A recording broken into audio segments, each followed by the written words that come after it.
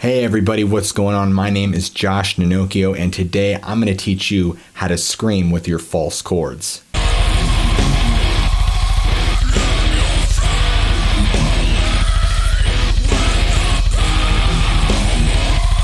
While the false chord scream is probably one of the most accessible and easy techniques to pull off, it's not quite Danny Filth.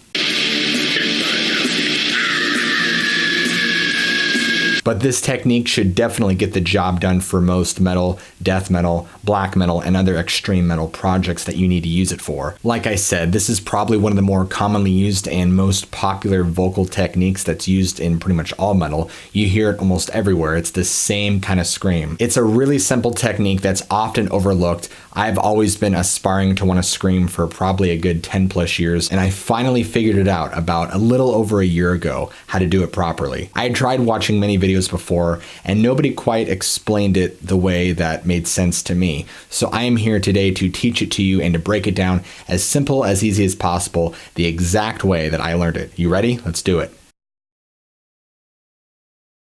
Have you ever seen the movie The Shining? Well, there's that child in it that does the red rum, red rum. That's essentially all it is. Now, let's dive a little bit deeper into that. What am I doing? Anybody can do that. So just start by going, It's almost like a groan. Think about it. You wake up in the middle of the night or the morning, you're,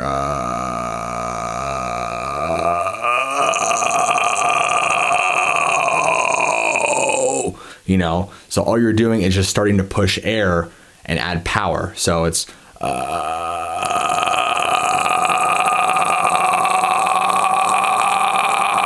all I'm doing is just literally using my diaphragm and my stomach muscles to push harder and harder. I'm not using my throat. I'm not yelling, I'm not adding stress or tension to my vocal cords. I'm literally just doing that technique and then just using my stomach to push air through my vocal cords. So you can get a lot louder than that. Since I'm in my office, I'm not going to go any louder than that.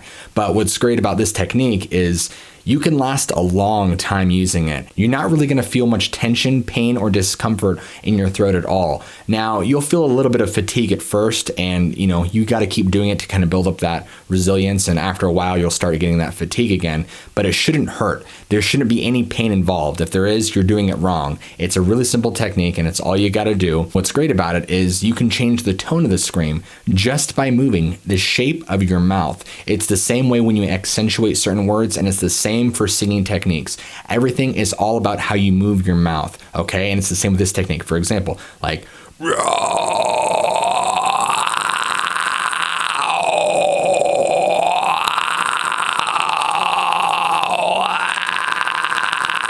so all that is just tonal changes based upon the way I'm moving my mouth. I'm not changing pitch with my voice. I'm still continuously just using my diaphragm to push air out. The only thing that's changing is my mouth movements, and that is what gives you that high scream and the low scream. The thing to understand about this technique is it is very controlled, okay? Since it is a technique and it's something you are doing with your throat, it's all about control. People who go up there on the microphone and they just, you're gonna kill your throat and you're gonna be done in 5-10 years. When you do this technique, you can have so much more control that you're not gonna damage your voice if you do it properly. It's also important to note that this technique also isn't very loud, since you have so much control when you're doing it.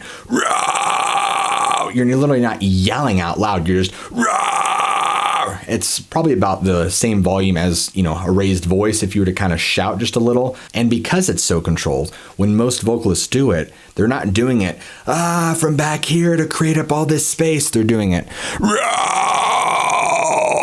right up against the microphone, probably about maybe a couple inches or so. Obviously, I would have a mic guard here, which I don't today, but oh well. And for post, there's usually always EQ and compression, with usually other miscellaneous things thrown in if that's what the mixer feels. But usually always EQ and compression for sure with hard vocals. If you're thinking about some of the more optimum microphone choices, any condenser will do you really good, but this one I have here does great, as you can hear from the audio, and this is an Octava? Octava MK319 or MK319. It used to be about a $500 microphone. I picked it up for $100. As you can tell, it sounds fantastic. Again, just doing a little bit of post EQ and compression, and this thing sounds like a charm. However, the preferred microphone, in my opinion, because of the sound of it, and it's just used a lot for tracking screaming vocals, is the SM57B. Yes, this thing is a beauty. I love the way it sounds. It's actually used and is very common for a lot of podcasts, so that's something to check out if you want, and I will leave a link in the description below if you want to check that out on Amazon and look at it more. All right, so all this technique talk is great and all, but how do we actually apply it to ourselves and apply it to music? Well, here's an example I recently did in a cover.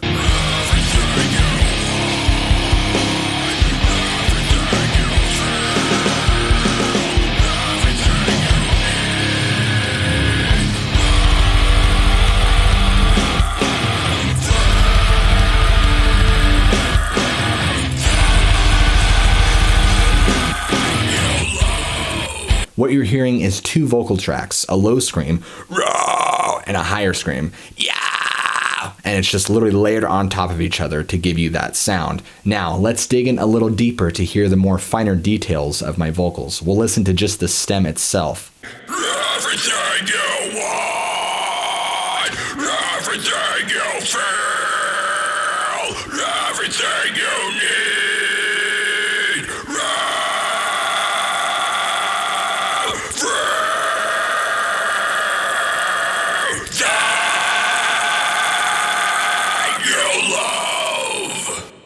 Now that you've heard the vocal stem, you could hear what I talk about when I've added EQ. I put a little bit of compression on there and just a little bit of grit to give it a little extra dirt, because I always love the sound of dirty, gritty vocals. Perfect example, if you're looking, is Slipknot's Iowa album. If you get a chance to listen to the isolated vocal tracks, they have that very much added distortion. It really adds a grit to the song and a grit to Corey's voice when he screams. And so I was really fond of that effect, and I wanted to add something similar to my own vocals for this song. So as you see, guys, I'm not an expert at all. In fact, I would probably still call myself a novice, but I know enough about this technique to do it properly and to teach those who want to learn it. Even just the minimal amount of practice I put in and the time that I've known it, I've been able to use it, and it sounds pretty great, as you can tell. So to be honest, guys, anybody, I don't care if you're 4 years old, I don't care if you're 44 years old, anybody, I'm telling you, can do this, because it is just such a simple technique and you're just using your diaphragm to push air. Again, anybody can do it. So let's recap and re-go over the technique.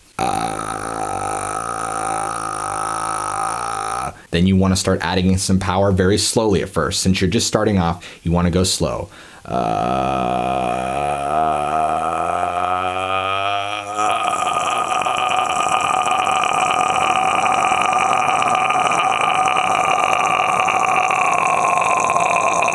At first, it's going to feel weird and you'll probably struggle at first. And for about the first 10 to 15 minutes, it'll kind of feel like you're warming up. So you really won't, it won't feel like you'll really be able to grab onto that grit with your voice, that it'll kind of be, so that's how you start off, okay? I would say probably just practice for about 5-10 minutes making those sounds. You'll kind of start to feel your voice set into that to where you can really start to do that grit.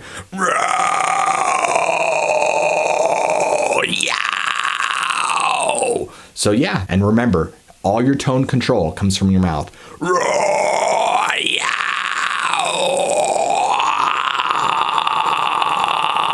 So that's really it. If you have any questions for me, I would love to answer them. Please leave that in the comment section below. And if you enjoyed this video, like what I taught, go ahead and subscribe. I'm gonna have a lot more cool stuff coming your way. Thanks so much. Have a good one.